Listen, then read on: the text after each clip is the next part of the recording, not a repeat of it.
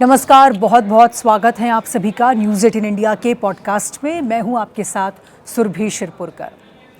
पश्चिम बंगाल जहां चुनाव सिर्फ वोटों की लड़ाई नहीं थी, बल्कि सत्ता, सड़क और सियासी वर्चस्व की सबसे बड़ी जंग बन जाती है।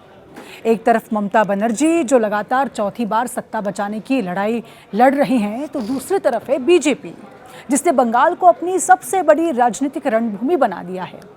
हिंसा के आरोप, ध्रुवीकरण की राजनीति, हिंदुत्व बनाम बंगाली अस्मिता और चुनाव के बाद फिर से मंडराता पोस्ट पोल वायलेंस का डर। बंगाल इस वक्त सिर्फ एक राज्य नहीं, बल्कि पूरे देश की राजनीति का सबसे बड़ा बैटल ग्राउंड बन चुका है। और इन तमाम मुद्दों पर अपनी बेबाक राय और शार्प पॉलिटिकल एनालिसिस के चलते लगातार चर्चा में रहने वाली एक खास मेहमान आज हमारे साथ जुड़ चुकी हैं। पॉलिटिकल एनालिस्ट और बंगाल पॉलिटिक्स की गहरी समझ रखने वाली आवाज़ आज हमारे पॉडकास्ट में हमारे साथ है मौमिता चक्रवर्ती जी। बहुत बहुत स्वागत है आपका न्यूज़ 18 इंडिया में। Thank you. 2 चरण में चुनाव हो चुके हैं और सभी की नज़र, मतलब मान के चलिए कि केवल बंगाल नहीं बल्कि पूरे देश की नज़र इस समय चुनाव के नतीजों पर टिकी हुई है। कुछ ही समय, कुछ ही घंटों का वक्त। क्या लगता है, हिंदुत्व ये टॉपिक इस पूरे इलेक्शन में बहुत महत्वपूर्ण रहा है, ये शब्द बहुत महत्वपूर्ण रहा है। क्या रहेगा नतीजा, क्या रहेगी तस्वीर? हिंदुत्व ये जो शब्द है ये 5000 साल पुरानी एक शब्द है, मतलब हिंदू जी। तो ममता बनर्जी और उनकी सरकार पहली बार ये तुष्टीकरण वाली राजनीति नहीं कर रही है। ये बहुत पहले से हो रहा है, कांग्रेस के समय से ये भारत में होने लगा और धीरे धीरे हर सरकार तुष्टीकरण लगा के रखे हैं। मैं आपको कुछ कहानी बताऊंगी आज। मुस्लिम लीग हमको पता है कैसे हुआ। 1936 में यूपी के एक चुनाव में कांग्रेस को लगा, नेहरू जी को लगा कि ये चुनाव जीतने के लिए हम अकेले नहीं जीत सकते, इसके लिए हमको मुस्लिम लीग के साथ दोस्ती करनी चाहिए। तो उन्होंने दोस्ती मांग ली। तो जिन्ना ने बोला ठीक है भैया हम कर लेंगे दोस्ती। पर उस चुनाव में क्या हुआ था, कांग्रेस को 116 सीट सिंगल मेजॉरिटी मिल गई। तो मुस्लिम लीगों को उनको मिली थी 29 सीट्स। तो जिन्ना ने नेहरू जी को कहा कि भैया हमको 2 कैबिनेट दे दो। तो नेहरू जी ने बोला नहीं, हम नहीं दे सकते। अगर दे दूं तो आपको यूपी से मुस्लिम लीग को डिसॉल्व करना पड़ेगा। तो गद्दारी कर दी कांग्रेस ने। फिर इन लोगों के बीच में बहस हो गया। तो यही है कांग्रेस कल्चर, जहाँ पे ये लोग, मतलब एक होता है ना कि लोगों को यूज करा तुष्टीकरण के राजनीति के लिए, तो ऐसे किया। फिर मैं बताऊंगी आपको। अब राजीव गांधी जी को देखो, उन्होंने क्या किया, पहले सावानो केस जो चल रहा था, तो उसके लिए कानून बदल दिया। फिर वही वोट को वो बैलेंस करने के लिए बाबरी मस्जिद के दरवाज़ा खोल दी। देन सोनिया गांधी वो सो ऑफेंडेड।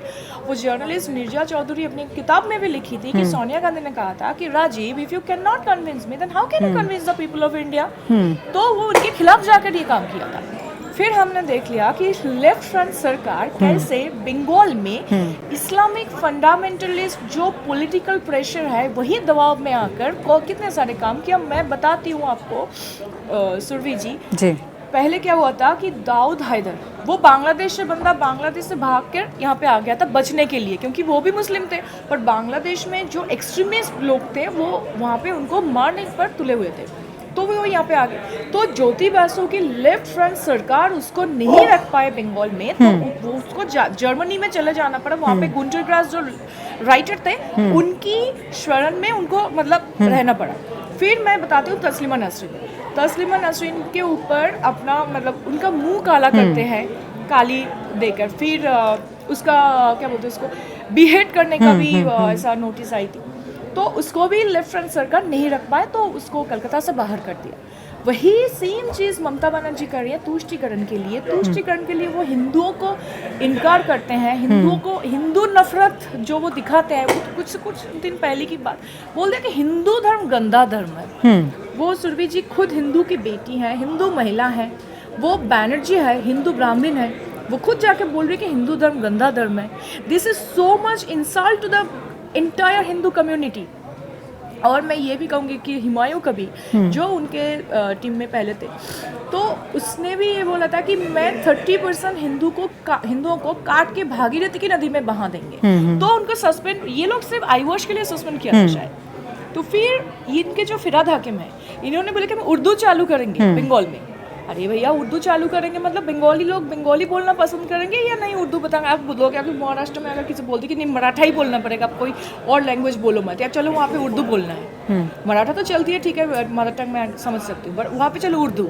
या दिल्ली में अगर अभी कोई बोलते महाराष्ट्र की अगर बात करें तो मराठी आनी चाहिए। अगर वहाँ पर बाहर से लोग आकर रहते हैं, महाराष्ट्र की एक अस्मिता है, तो मराठी आनी चाहिए, ये वहाँ पर डेफिनेटली ये बात कही जाती है। लेकिन जी, पर बंगाल में क्या है, बंगाल में if you don't even know Bengali that is fine, Bengal welcome everybody. ऐसा नहीं कि वो सिर्फ बाहर वाले से नहीं डरते कि आप नहीं आओ, ऐसा नहीं है। पर ये ममता सरकार बोल रहा है भाजपा को कि you are the outsider, you can not rule here, तो वो भाजपा को आउटसाइडर बना दिया। क्यों? क्योंकि वो राम नाम जपते हैं। तो बीजेपी बार बार परिवर्तन की बात कर रही है, तो वो परिवर्तन क्या है? मतलब यही बात है कि अगर बाहर के कोई आते हैं तो आप वो वेलकम करेंगे, जिस तरह से आप बता रही कि ममता बनर्जी या फिर ममता सरकार बाहर के लोगों को वेलकम नहीं करना चाहती।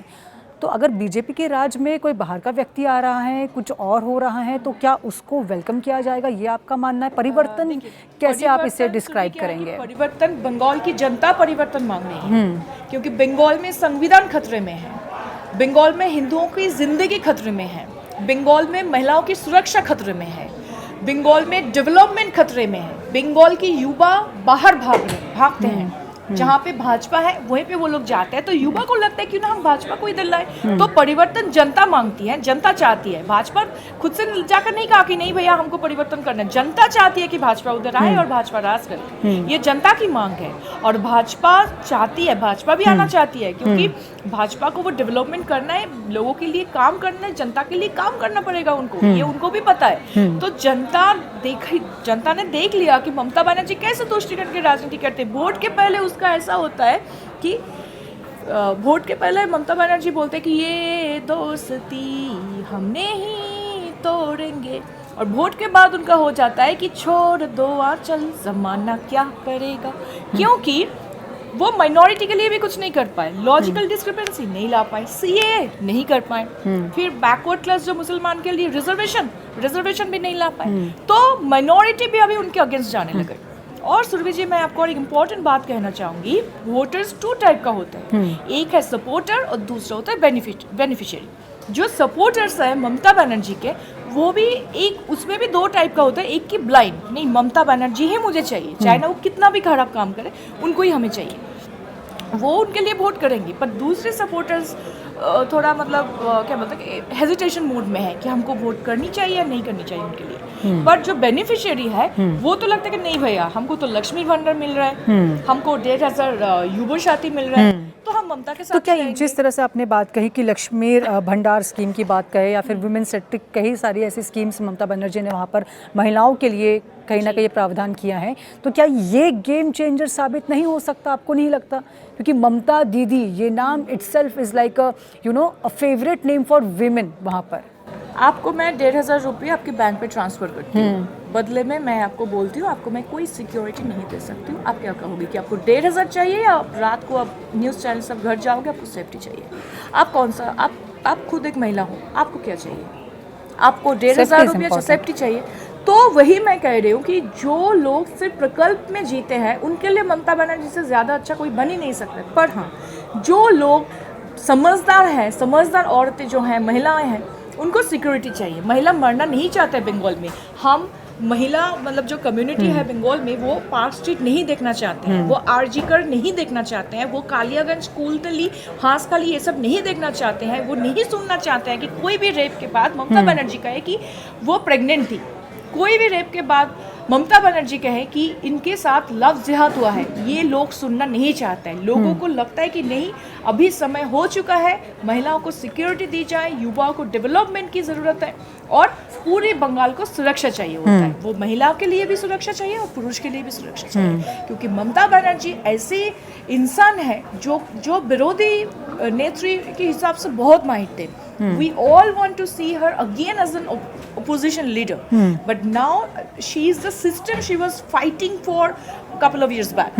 वो खुद अब वो सिस्टम बन चुके हैं। जो सिस्टम के विरोध ममता बनर्जी कुछ वर्ष पहले लड़ाई कर रही थी, वही वो आज सिस्टम बन चुके हैं। तो ये ऐसे सरकार बन गई है बंगाल में जहाँ पे सरकार भी ममता चलाती है और विरोध भी वही करती है। खुद सरकार है, खुद विरोध करते हैं सरकार की। कभी कभी आज ही कर बाद आपने देखा, खुद रैली निकल कर चले गए। अरे भैया, आप किसके लिए रैली निकल रहे हो? सरकार आपकी थी, तो आप खुद जाकर प्रोटेस्ट करो। तो किसके आगे प्रोटेस्ट करो? खुद की सरकार के विरुद्ध जाकर रैली बोलते हैं कि नहीं, हमको क्या बोलते हैं उसको, हमको वो चाहिए, हमको विचार चाहिए। तो विचार मांगने चली गई। तो लोग तो सरकार से हम विचार मांगते हैं, तो वो किससे विचार मांग रही थी? सेंट्रल से तो नहीं, सीबीआई तो बाद में आई, पहले तो अपना पुलिस काम कर रहे थे ना। वो विनीत गोयल पूरा चुन के एविडेंस को टेम्पर किया उन्होंने। विनीत गोयल ने चुन कर एविडेंस को टेम्पर किया। सीबीआई के हाथ में कुछ है ही नहीं। अब लोगों के लिए बोलना भी आसान हो गया कि सीबीआई तो नालायक है, कुछ नहीं कर पाए, ये लोग तो ऐसे ही होता है। वो सुशांत का केस भी सॉल्व नहीं कर पाए, ये भी नहीं कर पाए, तो सीबीआई के ऊपर लोग अभी पूरी ब्लेम डाल रहे हैं। तो बंगाल में जो हो रहा है ना, देखिए क्या है, मैं रिलेट करके बताती हूँ। जो लेफ्ट सरकार बंगाल में जब राज करती थी ज्योति बासु के टाइम पे, उनका बहुत ज़्यादा मेगलमैनिया काम करने लगे। और यही मेगलमैनिया इंदिरा गांधी के समय में भी काम किया था, क्योंकि इंदिरा गांधी के लिए देवकांत गौड़ ने लिखा था कि India is Indira, Indira is India. तो ये मेगलमैनिया, ओवर कॉन्फिडेंस, अब जो भी कहो, ये ममता बनर्जी के अंदर भी है, ज्योति बासु के अंदर भी है। क्योंकि ज्योति बासु खुद कहते थे कि communist never retire, so I will not retire. तो ये ममता बनर्जी के अंदर भी हो गया। तो ममता बनर्जी को कभी भी नो वन कुड डू कट्रोसाइज, उनको कभी कोई भी कट्रोसाइज नहीं कर पाए, और इसीलिए वो और भी ज़्यादा एंटी डेमोक्रेटिक हो गया। तो और ममता जितने एंटी डेमोक्रेटिक होते गया, तो उतना ज़्यादा एंटी इनकम्बेंसी उनके खिलाफ चले गए। तो 15 साल कम समय तो है नहीं, बहुत का समय था उनके पास काम करने के लिए। उसने क्या किया? उसने पहले जो मुसलमान कसम होता है, संविधान के विरोध जाकर, अगेंस्ट जाकर, उन्होंने उसके लिए स्टाइपेंड शुरू कर दी। तो जब हाई कोर्ट के ऑर्डर आए तब जाके वो स्टॉप किया, और वो पूरे तरीके से स्टॉप किया ना। वाकफ ज़मीन है, उनके थ्रू वो मदद करने लगे बंगाल में। और फिर वो बैलेंस करने के लिए फिर से संविधान पे विरोध जाके, जो पंडित कहते हैं ना, हिंदुओं पंडित को, तब जाके 2021 में वो कुछ ऐसा पैसा दे दिया। और अब बात बताओ सुरभि, ये जो क्लब होते हैं ना, जो युवा की जो क्लब, उसमें इतने पैसे देने की क्या ज़रूरत है? आप 26,000 टीचर्स के लिए, शिक्षक के लिए कुछ नहीं कर पाए, उसके पेट में लात पड़ गया। तो जब वो टीचर्स लोग प्रोटेस्ट करने बैठे थे, ममता पुलिस जाके लात मार रहे थे उनको, उनके लिए कुछ नहीं कर पाए। तो ये युवाओं के पास इतने पैसे दे दिया दुर्गा पूजा करने के लिए, और यही दुर्गा पूजा की इमर्शन बंद कर दिया गया था ममता सरकार की समय, जहाँ पे महरम था उस टाइम पे, तो उसके लिए तो दोनों डेट सेम हो गया। तो पर वो मुसलमान को फैसिलिटी दिया, पर हिंदुओं का बंद कर दिया। तो ममता हिंदू विरोधी है, ये कोई शक नहीं है बंगाल के लोगों में। ममता बहुत हिंदू विरोधी है, ममता बनर्जी। बांग्लादेश से जब वो घुसपैठ आते हैं ना, मैं कहती हूँ उनका एक विधायिका, मैं नाम मुझे मतलब याद नहीं आ रही, तो उन्होंने कहा था कि जाकिर दा को लिंक बनाना आता है। बताओ ये जाकिर दा कौन चीज़ का, क्या चीज़ का लिंक करेगा?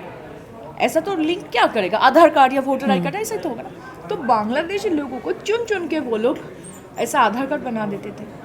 और यही चीज़ सीपीएम के समय जो कलीमुद्दीन शाम्स, उनके जो मिनिस्टर हुआ करते थे, वो रेशन कार्ड बनाया था, मतलब बना देते थे। और यही कलीमुद्दीन शाम्स के समय, मतलब लेफ्ट सरकार जब थी बंगाल में, there was a man, DC port Vinod Mehta.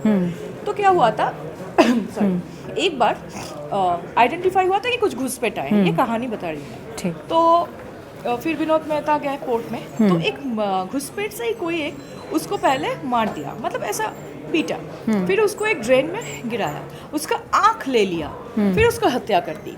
और उसका नेतृत्व में वही कलीमुद्दीन शाम्स थे। तो वही सीपीएम का ये वायलेंस, मैं इसीलिए कह रही हूँ कि सीपीएम पर बंगाल में इस तरह की जो घटनाएं, कुछ ऐसी नई घटनाएं या कोई नई बात नहीं है। हिंसा और बंगाल का बहुत गहरा कनेक्शन हमेशा से दिखा हुआ है। जी बिल्कुल, ये मैं आपको 1980 की बात कह रही हूँ जी। तो उस टाइम पे सीपीएम सरकार थी फ्रॉम 1977 टू 2010, मतलब 11 में तो चेंज हो गया। तो सीपीएम सरकार का और भी दो घटना मैं आपको कहूँगी। 17 से 18 संत को, आनंद मार्ग जो संत होते हैं, उनको बीजन सेतु के ऊपर जिंदा जलाया गया था। सीपीएम ने ऐसा किया था। फिर there was a man named Gopal Patra, उनकी कलाई काट दिया था जी। सीपीएम ने। सीपीएम के खिलाफ ऐसा एलिगेशंस आए और ये साबित भी हो चुका है।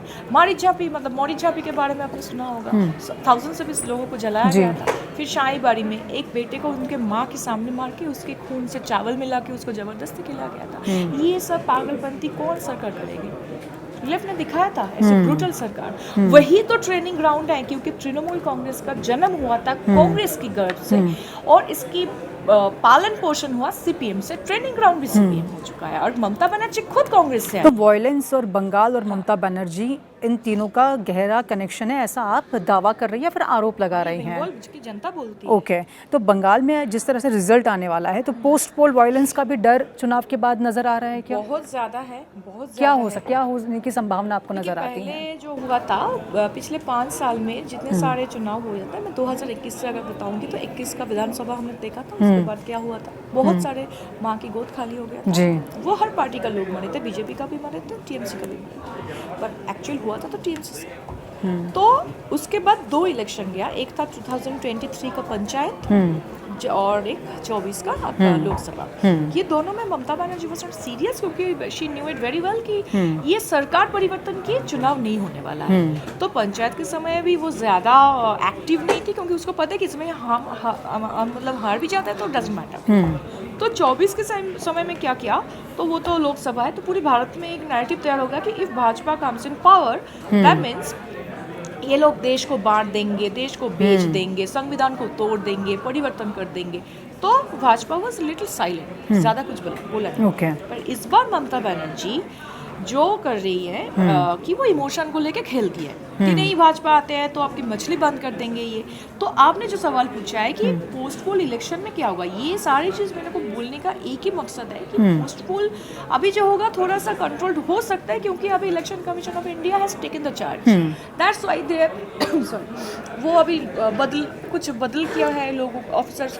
तो ये भी ममता बनर्जी गुस्सा हो गई, क्योंकि उनके अपने पुलिस अपने हाथ से निकल जी, गया। तो ईवीएम और चुनाव आयोग पर भी लगातार आरोप लगा रहे हैं ममता बनर्जी और टीएमसी की ओर से, तो कैसे, मतलब इसको आप कैसे देखते हैं? क्या ये सच में आरोप है या फिर इसमें कोई जेन्युइन कंसर्न भी हो सकता है? क्योंकि कई बार तस्वीरें भी ऐसी देखी गई हैं, कहीं स्टिकर लगाए गए हैं, कहीं कुछ दिखा हुआ है, कहीं वोटर्स लाइन में लगातार खड़े हैं, अंदर जाने की परमिशन नहीं मिली। तो ये तस्वीरें भी तो जेन्युइन थी जो आई थी निकल कर। हाँ, देखिए बात क्या है कि सरकार होगी तो विरोध भी होंगे, क्योंकि without opposition not a single governance can stand, right. तो यहाँ पे भी हो रहा है, ये तो कोई नई बात नहीं है। और बाकी रहा इलेक्शन कमीशन ऑफ इंडिया के बाद, उनके ऊपर आरोप ये है वो क्या किया जाए, क्योंकि एसआईआर तो पहली बार नहीं हुआ, ये पहली बार नहीं हो रहा है, ये पहले भी हो चुका है बहुत बार। तो लोगों का ये सवाल है कि अभी इतनी जल्दबाजी में क्यों हो रहा है, ये तो बाद में भी हो सकता था। This is the question.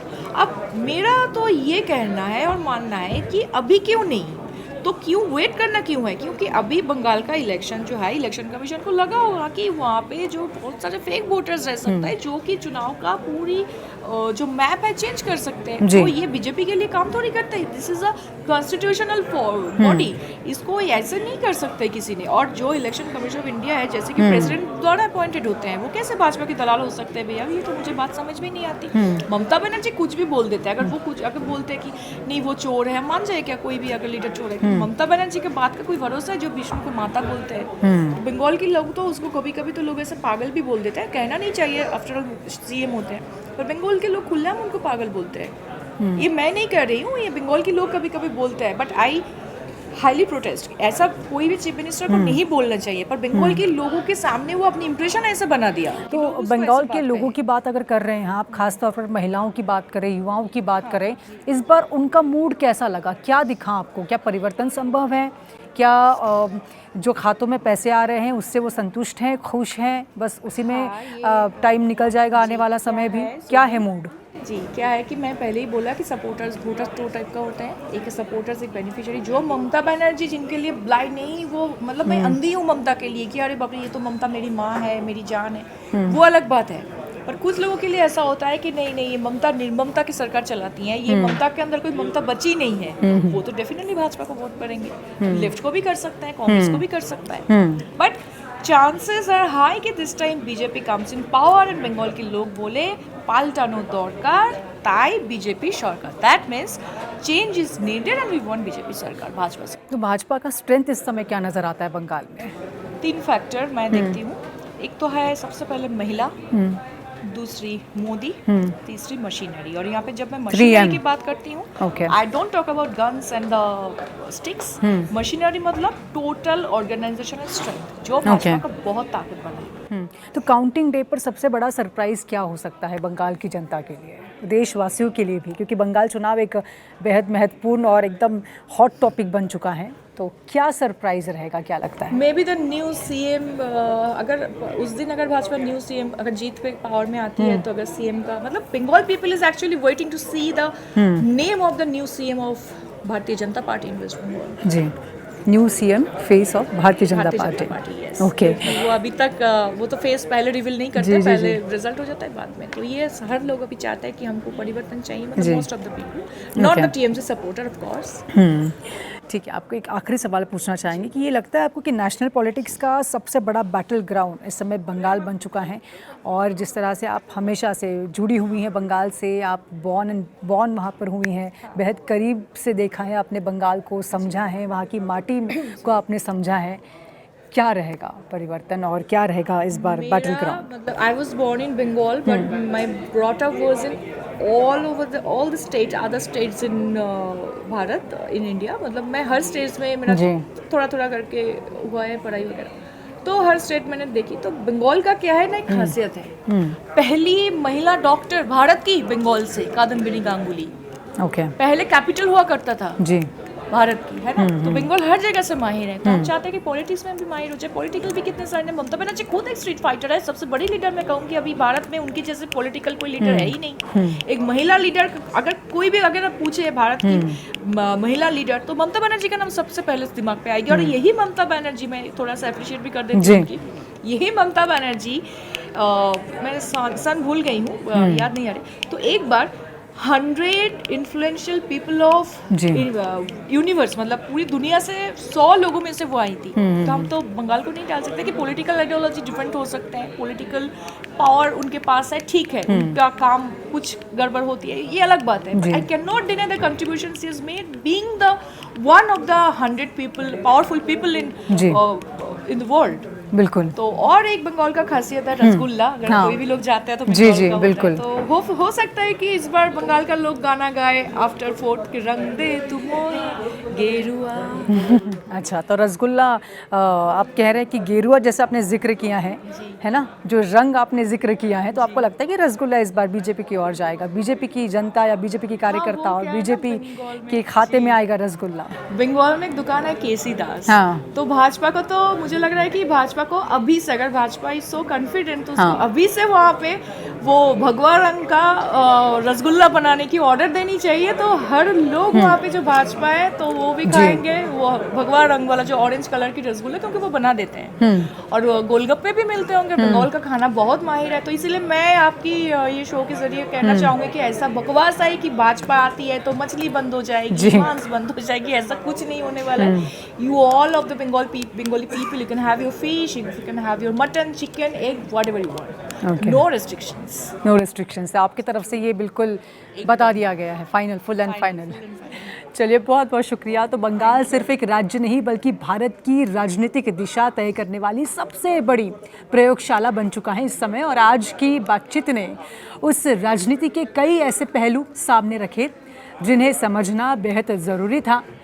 और हमारे साथ हमारी ख़ास मेहमान मोमिता जी जुड़ी हुई थी, जिन्होंने बेहद करीब से बंगाल को समझा, देखा, उनका जन्म वहाँ पे हुआ, और तमाम वो बातें जो शायद एक आम जनता को आसान भाषा में समझ में नहीं आएगी, वो मोमिता जी ने बेहद आसानी से आप तक पहुँचाई है। इसलिए बहुत बहुत शुक्रिया मोमिता चक्रवर्ती आपका हमारे साथ जुड़ने के लिए। धन्यवाद।